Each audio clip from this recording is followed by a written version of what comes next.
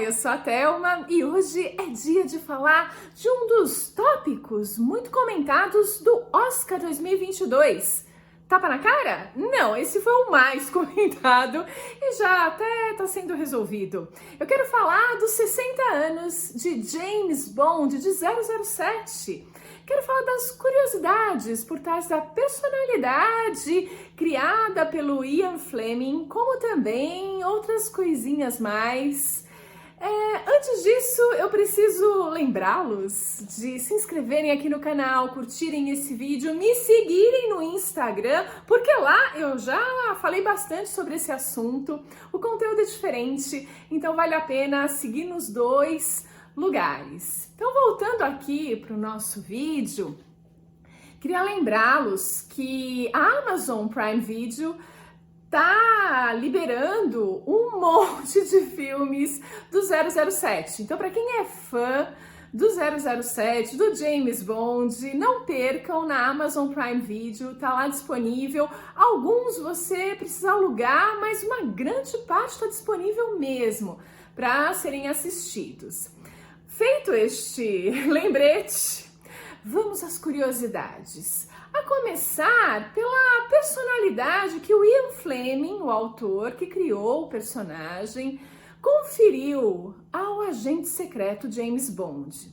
E o que aconteceu para eu descobrir isso eu não sabia. Eu brinquei lá no Instagram perguntando quem tinha criado originalmente esse código secreto 007. Só que eu acho que eu não perguntei tão claramente, então as pessoas responderam diversas coisas super divertidas, super legais e super instrutivas. Eu aprendi pra caramba com vocês. E uma delas foi a resposta de um colega de mentoria que me disse que quem inspirou o James Bond foi um agente secreto mesmo, um espião chamado Dusko Popov. Eu não sabia quem era esse cara e eu fui investigar, né? E de fato, a gente encontra várias informações sobre o Dusko Popov, que era um agente duplo. Ele trabalhava tanto para o M5 como para os alemães. Na verdade, ele era contra o nazismo, então ele mais jogava as informações para os aliados, né? Mas ele fazia esse papel duplo. E ele ficava ali entre Portugal e Espanha. E o Ian Fleming, em 1941, se não me engano, foi ao hotel, ao cassino do Palácio Hotel e encontrou com o Dusko Popov, que era essa figura mesmo, James Bond. Ele era descolado, era tipão, fazia esse jogo duplo. Tinha na cama dele sempre uma mulher nova a cada noite, se não fossem duas mulheres novas por noite. O cara era, sabe, esse tipo aí, 007, né? E de fato, a personalidade ele capta desse cara e usa aí no personagem que ele criou, né? 10 anos depois desse encontro, vai ter aí o Cassino Royale sendo lançado, né? A primeira história do James Bond. Mas a minha pergunta era, quem criou o 007? Que o Ian Fleming também se inspirou a partir de uma outra pessoa. E para responder isso, eu tenho que voltar no tempo, gente, lá para a Inglaterra, no ano de 1555. Quando John Dee era preso acusado de bruxaria e traição pela rainha Maria I. Ai, gente, ficou confuso isso. Peraí, vamos explicar. Maria I era a rainha da Inglaterra naquele momento, ela que era filha do primeiro casamento do Henrique VIII, né, com a Catarina de Aragão, se não me engano. Casamento esse que foi rompido pelo Henrique VIII para se casar com a Ana Bolena, não sei se vocês lembram disso, né? Então, para fazer isso, ele que era casado ali no regime instaurado pela Igreja Católica, ele rompe com o papado, rompe com a Igreja Católica e instaura o protestantismo na Inglaterra. E assim ele legitima o casamento dele. Olha só a zona, né? Só que na sucessão, quem assume o trono é a Maria I, filha desse primeiro casamento, que era um tanto traumatizada por essa história, sim, porque ela e a mãe dela foram as grandes prejudicadas com toda essa mudança. E o que a Maria I faz? Ela tenta voltar atrás, assumindo esses laços novamente, rompendo com o protestantismo recém-instaurado para voltar com a Igreja Católica, né? Enfim, isso.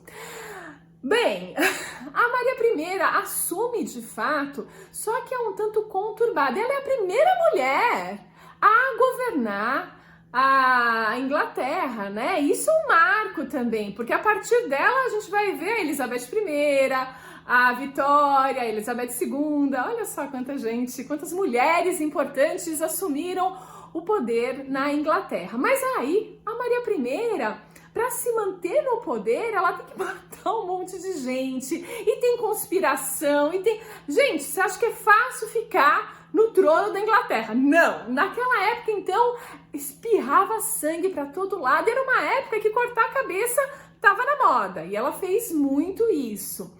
E por isso ganhou o apelidinho de Blood Mary. Quando eu ouvi isso, eu falei, gente, o drink, né? O Blood Mary é em homenagem a ela? Bem, não se sabe ao certo, né? O drink que leva suco de tomate, vodka e especiarias. Pode ter sido em homenagem à mulher de um barman que inventou, de uma garçonete, de um bar não sei das quantas, pode ter sido feito para o Hemingway, olha só, ninguém sabe ao certo, mas quem é fã de beber um bom Blood Mary geralmente pensa na rainha sanguinária, essa mesmo, que espirrou sangue para todo lado.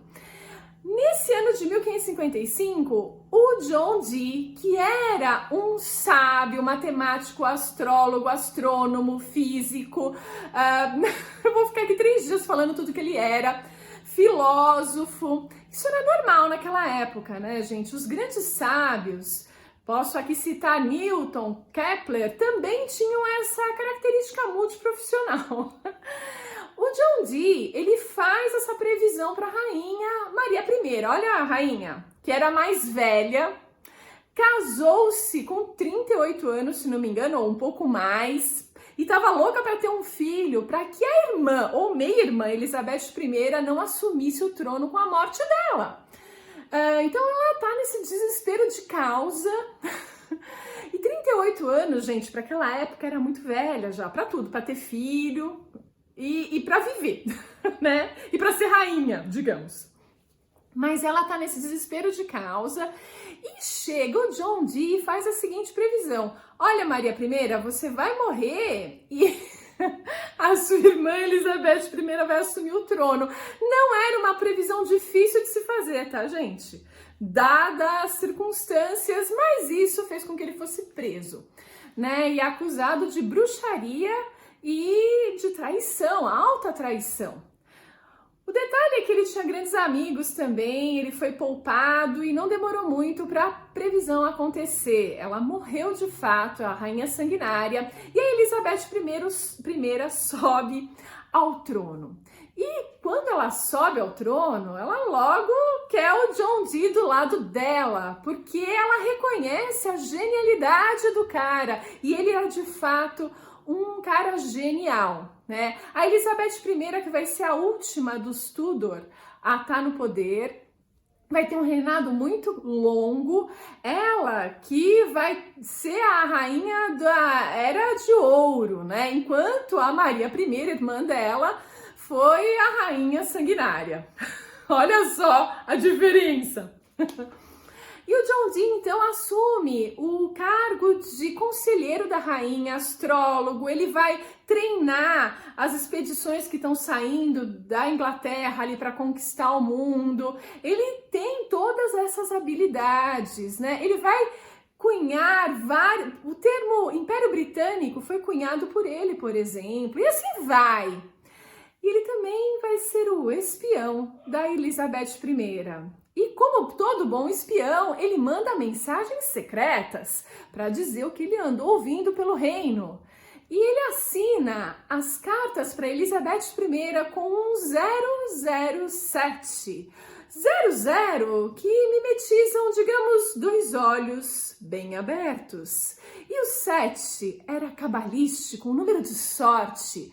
O 007 era o pseudônimo de John Dee espiando para Elizabeth I.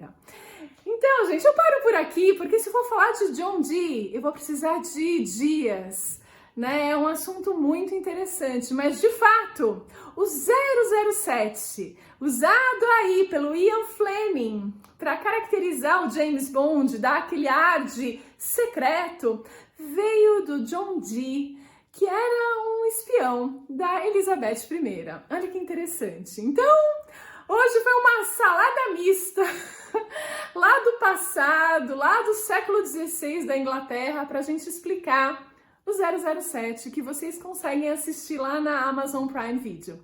Eu fico por aqui e a gente se vê no próximo vídeo.